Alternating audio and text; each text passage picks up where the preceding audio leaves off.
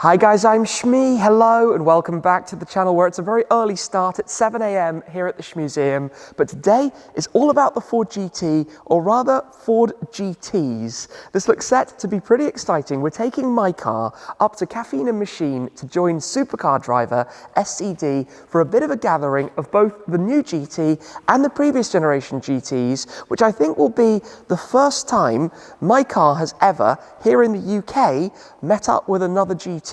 Of course, I had it out in the US and had a lot of fun with it there, went to loads of events. Over the last 2 years, there haven't been all that many things to go to, of course, but I'm not scared of the mileage. It's not a garage queen. It's done about 7,000 miles. And today, we're heading out, as I said, up to Caffeine Machine, a wonderful venue, to go join up with the SCD guys and to see, I think, about 10 to 15, if not even more, Ford GTs together here in the UK. And there aren't all that many of them. This is really quite special. So it's a bit of an update with the car, 3.5 years on, heading out for a couple of 100 miles on the road. Let's do this, get up to Caffeine Machine and go see how many GTs are joining today. I've talked before about how the Ford GT is not exactly the world's best road trip car. When it comes to luggage space, if you've got 2 occupants in here, you don't have a whole lot else. You kind of need to drive it on your own if you want to take anything with you, because back here is the tiniest of tiny compartments. We do have something quite fun in here at the moment though. I have managed to squeeze in a little bag, but we also have the new Tarmac Works Mini GT limited production run Shelby GT500, just like the Shmeemobile, which will be here in the not too distant future. All of the details, the grabber line paint, the black racing stripes, the red pinstripes, the Cobra logos. It's even got my UK plate on it, SH67 MEE, in advance of the car actually being here in the UK, which is kind of fun. And we're taking those with us just for a little bit of fun as well. They are now available, as I said, limited production, so make sure to check those out. But that's about all you're going to fit into the boot of a Ford GT. So we'll leave it at that for now. I need to disconnect the C-Tech Smart Charger. So to do that, run around here, pop it open up the front. And this is one of the things I've always liked quite a lot about the Ford GT. It's such a mechanical car. It's a race car literally for the road. Everything about it isn't made to necessarily look pretty. You know, most of the modern supercars up here, you'd have a carbon piece added over the top, adding some weight, and totally not necessary other than, let's say, looking pretty. But in the case of this, it's done where it's needed to be functional. We can leave this at home for the day, obviously keeping everything topped up as it should be.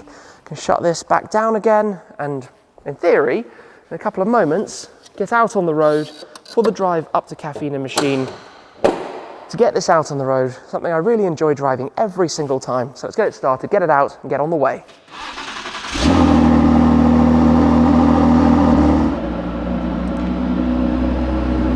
Jump ahead a few hours, we are out of London into the countryside, not too far now from Caffeine Machine, where this car's never previously been. I have been up there with the Senna and with a couple of others. Oh, we've got a 911 up front. Is that a turbo, maybe? Turbo S? Can't quite tell. Way up in front of us, but exploring through the countryside. And there's something about this car that you might have noticed already. I've certainly mentioned it a couple of times previously without really explaining it, that the car is now a bit quieter than it used to be. I kind of had to change it back to a new exhaust system. The exhaust that was on this car was the US system. Yeah, look, 992 turbo. Nice. The exhaust that was on this car, you will remember I fitted when I was at Galpin in California as part of the trip to the USA, which basically is a little bit less restricted than the European exhaust system. So I had the car delivered originally with a satin black Euro exhaust system, fitted the Akrapovic Titanium Sports upgrade in the US. Unfortunately, that exhaust basically failed and needed replacing. Now, exhausts are consumable parts. This happens over time. They have some issues. Obviously, it's not supposed to happen in just a couple of years, but alas, this is the way it went, and it needed replacing. And given I'm here in Europe, that kind of meant I needed to get a new European exhaust for it. So the exhaust still visually looks the same. It's still the Akrapovic Sports Titanium exhaust, the upgrade exhaust, but it's a European spec one rather than a US spec one, which means it has a few more baffles, which means it's a little bit quieter. So on the cold start, it's not that much different, to be honest. It still sounds good, but you notice when you're driving in the car, it's a lot quieter than it was. It's still a fair bit louder than the regular, standard one that the car came with originally, as we finally make it towards the exit of this little bit of village, and we can put the foot down. I mean, it doesn't sound bad, but you don't get the kind of snap on the shifts and those really lively sounds out of it, the kind of top end exciting stuff. Anyway, I've heard that there are quite a few cars already at Caffeine Machine, so we will be there in not too long, and it's going to be fantastic to get this car alongside some of its, oh, that bird had a death wish there, flying right across, alongside some of its, well, I guess factory, I don't know, because this car was built at the same in a little batch of some of the other European cars, so I wonder if some of the ones that it was built alongside will also be here. I know some of the newer cars are, because there have basically been two batches, the 2018 European cars, of which there were about 80 with the full 656 horsepower, and then the newer 2021, 2022 cars, which are a second batch with the OPF, slightly less power as a result, but slightly more refined cars, because obviously they've come a little bit later into the manufacturing cycle, which means extra radiators to help with cooling and a couple of other things as well. So some differences between the two of them. In terms of functionality, that 911 has completely disappeared, making the most of the nice lanes to enjoy driving on.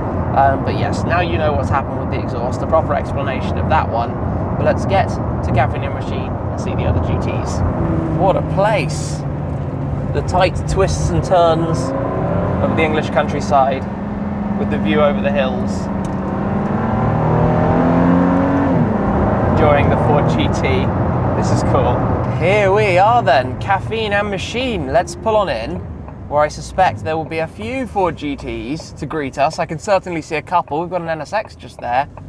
Oh, lots of nice cars around. Bentley, Pista Spider. But yes, there we have new and old GT. Certainly to get things started. I'm not entirely sure where we're going to be parked up. Go through here. Oh, I see a car park of Ford GTs. So, let's head on through. We've got Benzene Ben. We'll squeeze through here and go find the main car park. Through towards the back. Yeah, there we go. Look at that. Look at that. Never seen anything like that in the UK. That is unreal.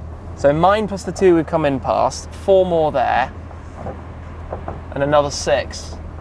Not bad. Already 13 Ford GTs, and I know there are more arriving. Wow, that's amazing. I didn't think there'd be so many here today. That's really amazing. So, get this parked up and then go have a proper look around all of the cars here. Every couple of minutes another car rolls on in, joining the lineup, and have great fun looking around all the different cars, colours, specifications, everything that's here. Matching pairs almost, the red and white ones over there. See the white with blue stripes over here. Oh, this is fabulous. This is amazing to see. Yellow with blue I actually really quite like as well. That looks very nice. Moving around with all of the blue accents, and the black one back there is a very suitable plate, 1966 GT. Obviously, 1966 Ford GTs winning at Le Mans. Hence the, I think, livery design in a way on the yellow car here, which we'll pull back on in next to mine. There's been a little bit of a swap around. These two cars that were parked just in front of Caffeine Machine and now coming down towards the car park, but the other black car that was there has just departed. So I don't know if that's going to return again. Obviously the older cars make all of the noise with the V8s as opposed to the V6s, and especially, as I was saying, with the European spec exhausts on the V6s. What a pair of plates, V8 FGT and V6 FGT. Very, very suitable. This is quite fun. We have an 05 in an Alaman tribute as well. The red paint with the gold stripes down the side. Alaman Racing Limited by Fleet England, which is quite fun. Obviously the race team from the 60s with the GT40s that inspired the colour scheme on mine, but basically everything has been moved around a little. I think there's a bit more shuffling still going on to put all the new cars together and all of the previous gen cars together. We need to take a look at the cars that are here. Now, some have already departed. I think in total it's maybe 14-ish, 15-ish. There are lots of other cars to go and have a look at over the other side, but to just go for a walk around, because it's not that often here, UK side, we have a whole bunch of different spec Ford GTs. And the last time I drove one of the 05s was, goodness, was it a year ago now already? Gosh, time has flown. I said that one day I will add one to the collection, and that is certainly going to be the plan. I don't know when that time will come, not in the immediate future because of having so many other things going on, but certainly down the line. I want to come down to this car though, the red and gold one down here. As I said earlier, Alan Mann colours, but not just Alan Mann colours. In fact, that's one of the 101 original European 05 GTs that belonged to none other than Alan Mann himself. So that's a really special car because it was the history with Alan Mann Racing that inspired me to do the red and gold colour scheme on my car.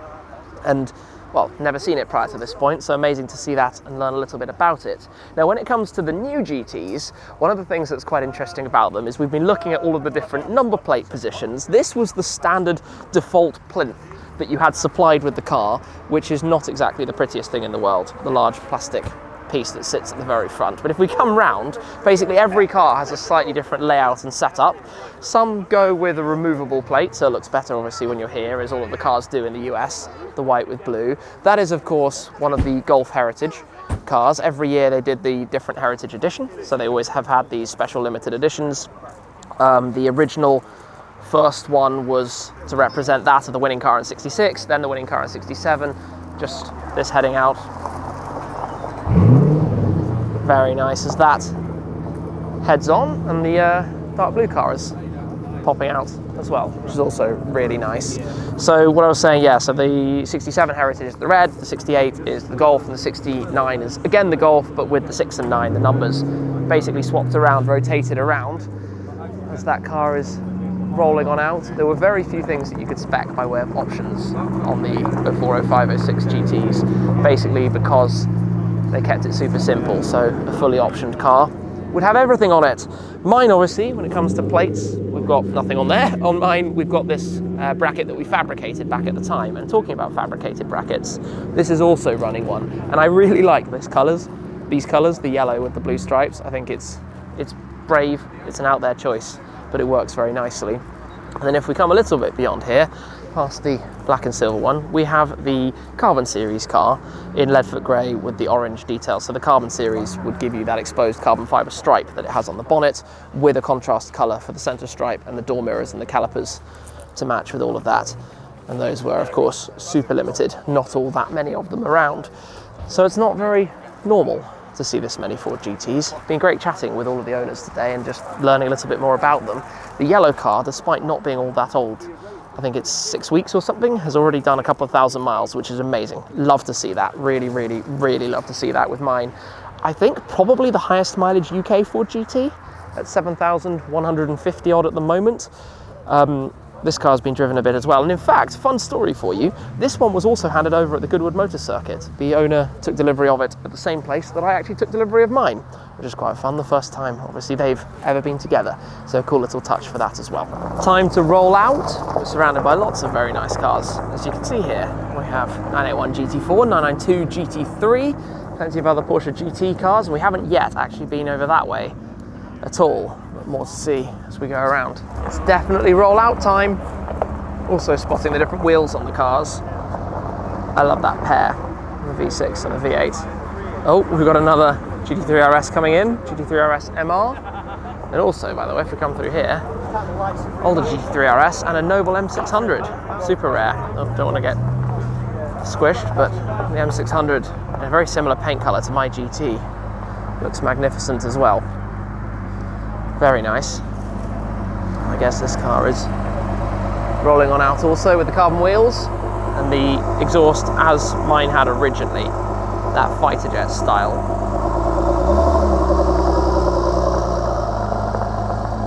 Off it goes. Off goes the Golf. I like the wheel finish on that. I remember seeing it when it was first introduced at Monterey Car Week. Heritage livery. We're going to go for the very long drive from here to the car park on the other side and basically be one of, if not the last departure. In fact, we will be the last departure because this area is transforming from the Ford GTs to the Porsches. So let's take this up to the car park and go find somewhere to park just this way. Spotted an Ariel Atom that's just pulled in through. All sorts of cool things around. I'm not quite sure how this is going to work with parking, but we shall work it out just now and maybe get some food while we're here also, and kind of go from there. Small change of plan, we're just going to head on out from here. So the last of the GTs parked on that side, and this means the cruise from here back towards the museum. It's so busy here. Always take it easy, respect the neighbours, and I guess we head on out this way. I'm probably going to need to use the lift system. At least it's super easy in here. You just press that button, hang straight up, and then wait a moment until we can get out onto the road. But nice one. Thank you to all the Ford guys, to be honest, around today.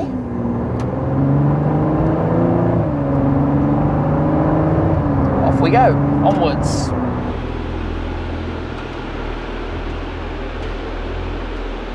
We've made it back to the museum, fast forwarded a couple of hours on the motorway, but I do want to talk a little bit more about the exhaust and future plans. Don't worry, by the way, about the water. That's from some air conditioning with some earlier filming we were doing. But the GT now has 7,250 miles. Not too bad going. We have splattered a few bugs, but it's surprisingly clean for how many miles we've actually driven with the car today. Still looking absolutely fantastic and in some amazing company today. To have this car with all of the other GTs, or rather, but I think it was 14 in total at Caffeine Machine. Now, my Ford GT is never really going to be again at the forefront of the content. I've had it for 3.5 years. It's a very special car, the most permanent of permanent Schmeemobiles, with all of the memories that I've had with this car. But I do think it's very important, as you know, to say no to garage queens, but more importantly, to keep cars being driven, to keep them being run, to get them up to temperature, to get the fluids going through, to keep things moving so they don't seize up, to make sure that nothing dries out, seals, that kind of thing. And cars like this and the McLarens, they're all so much better if they've done miles, if they've been used. If I was buying a car like this, I would certainly want one that's in good shape, but has done some miles to make sure that everything is as it should be. Now, talking about the exhaust, the tailpipes back here are exactly the same as they were before, which is why visually you don't spot a difference.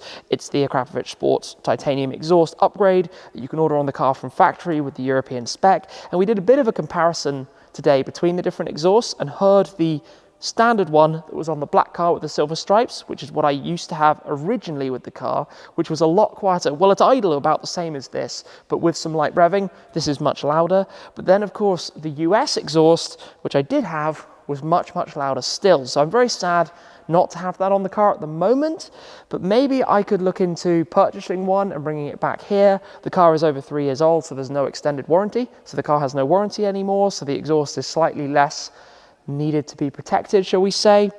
I don't really know. I haven't made a decision. Maybe one day it goes back to the US again for another event. Maybe we pop it in a container and send it over for some event down the line, something like that, which could be a good opportunity to bring it back to the US, and maybe while it's there to re-upgrade the exhaust again or something like that. I don't really know. I don't have a full plan for this. But exhausts on cars, confusingly, a lot of people don't realize this. They are actually consumable components. Eventually, they will fail and need replacing. That's actually quite normal with many cars. If you drive them lots of miles with regular cars, supercars, whatever it is, eventually down the line, you're going to need to change up the exhaust. So you wouldn't want to do that after 7,000 miles, but at some point, whether it's in 10 years, 20 years, I don't know what, it would be needed anyway. So it's an easy thing to do. And in this car, all you do is lift the car, take off the tray. There's a carbon tray basically across the whole of the back, and then you kind of pivot it and lower it down. So the tips don't damage the paintwork, but can be basically just dropped down as a single piece. As you can imagine, it's not the biggest of systems. It doesn't weigh a whole lot.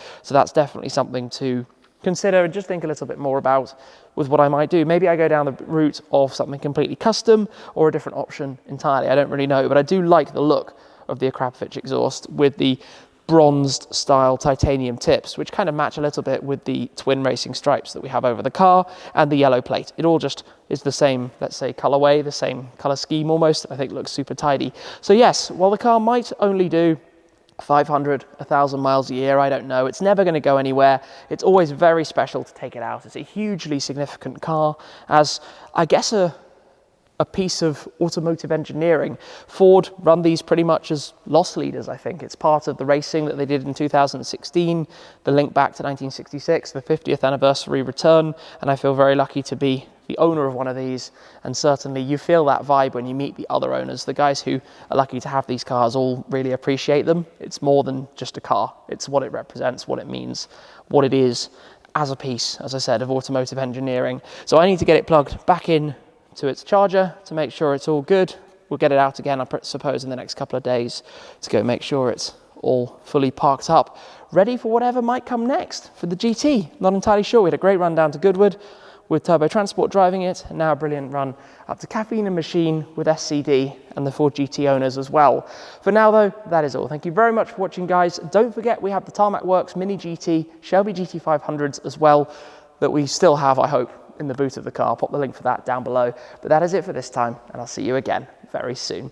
Cheers.